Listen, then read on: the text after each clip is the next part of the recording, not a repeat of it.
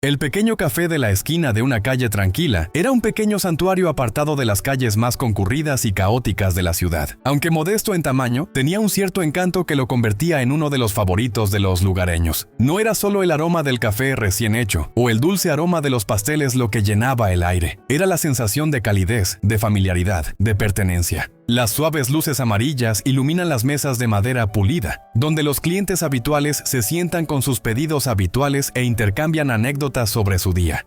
Algunos leían el periódico, hojeando distraídamente las páginas mientras saboreaban su café, mientras otros charlaban en voz baja, compartiendo cotilleos, discutiendo de política o simplemente disfrutando de la apacible calma de la tarde. El sonido de las tazas de cerámica chocando contra los platillos se mezclaba armoniosamente con el zumbido lejano de una radio que emitía una vieja y nostálgica melodía.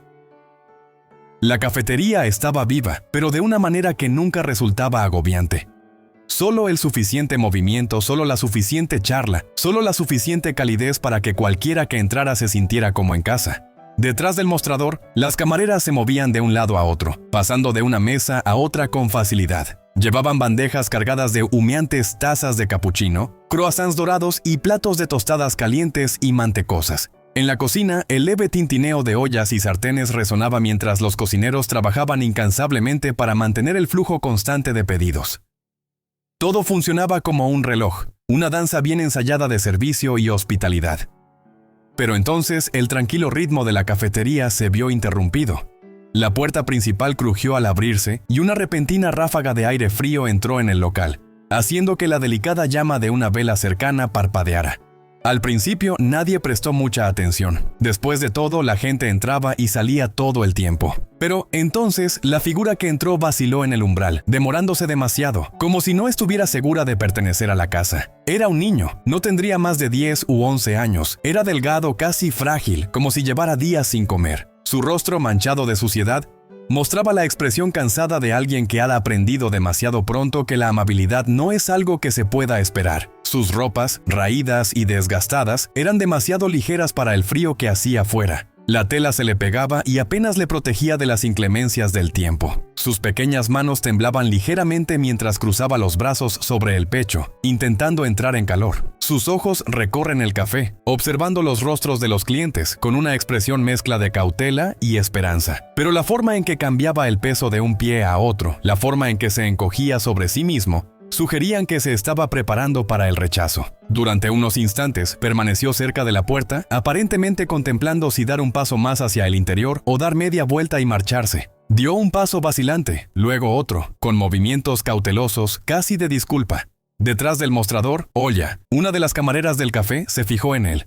Estaba limpiando una bandeja, preparándose para los siguientes pedidos, cuando sus ojos se posaron en el chico. Al principio, su reacción fue automática, un instinto que había desarrollado con el tiempo. Los niños de la calle entraban de vez en cuando en la cafetería y, la mayoría de las veces, acababan pidiendo comida o, en algunos casos, comiendo a escondidas un bollo o una galleta cuando nadie les veía. El café tenía normas al respecto, y Olya sabía que no debía meterse. Inspiró y se preparó para decirle al chico, con suavidad pero con firmeza, que se fuera. Pero entonces algo la hizo detenerse. Había algo diferente en él. No era el aspecto habitual de arrogancia o picardía que había llegado a reconocer en algunos de los niños que probaban suerte aquí. No había astucia en su mirada, ni desafío, ni intento de manipulación. En su lugar, había algo crudo, algo que hizo dudar a Olya. No estaba aquí para causar problemas. Tenía hambre. Se dio cuenta de repente. Dejó la bandeja en el suelo y se inclinó ligeramente hacia adelante. ¿Tienes hambre?, preguntó con voz más suave de lo que pretendía. Los ojos del chico parpadearon con incertidumbre. Era como si no estuviera seguro de que le estuvieran engañando, como si esperara el momento en que la amabilidad de su voz se convirtiera en desprecio. Pero entonces, tras una breve pausa, asintió por lo bajo. Sin decir nada más, Olya giró sobre sus talones y se dirigió a la cocina. No dudó, no se detuvo a dudar de sí misma. Simplemente sabía que, fueran cuales fuesen las normas, las consecuencias de lo que estaba a punto de hacer, nada de eso importaba en aquel momento.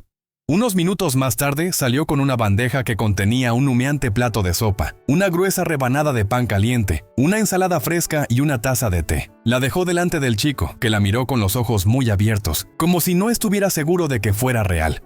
Por un segundo vaciló. Luego, despacio, con cuidado, cogió la cuchara. Comió con silenciosa urgencia, no con la desesperación de quien no ha comido en días, sino con la delicada cautela de quien sabe que esa puede ser la última comida en condiciones que tenga en mucho tiempo.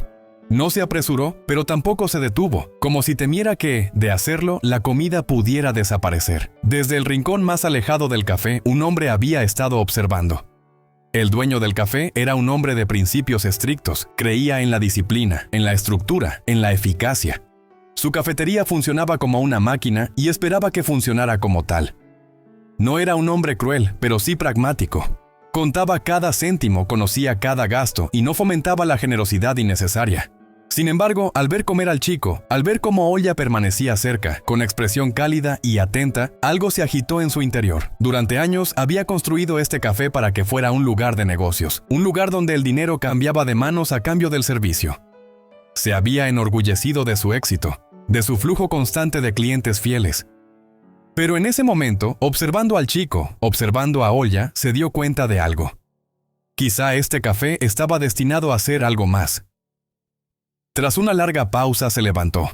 Con pasos tranquilos se acercó a Olya y murmuró unas palabras. Ella se volvió hacia él, sorprendida, pero no discutió. Se limitó a asentir. La comida del chico corrió por cuenta de la casa. Al día siguiente, cuando Olya llegó al trabajo, la llamaron al despacho del dueño. Se preparó esperando una reprimenda, pero lo que oyó la dejó sin habla. «Te han ascendido a la administradora», dijo simplemente. Olya se quedó mirándole. «Yo no lo entiendo». «Necesito a alguien que entienda a la gente», dijo él, con un tono más suave de lo habitual. «Alguien que sepa que esta cafetería no es solo una cuestión de beneficios, sino de comunidad». Por un momento, Olya no pudo hablar. No había hecho nada extraordinario, al menos eso pensaba. Había sido un pequeño acto de bondad, un momento de compasión. Pero de alguna manera, ese pequeño momento lo había cambiado todo. Cuando volvió a la cafetería, miró a su alrededor, al espacio familiar, a la gente, a la calidez del aire, y sonrió. Porque a veces hasta la más mínima amabilidad puede extenderse y tocar vidas de maneras que uno nunca hubiera imaginado.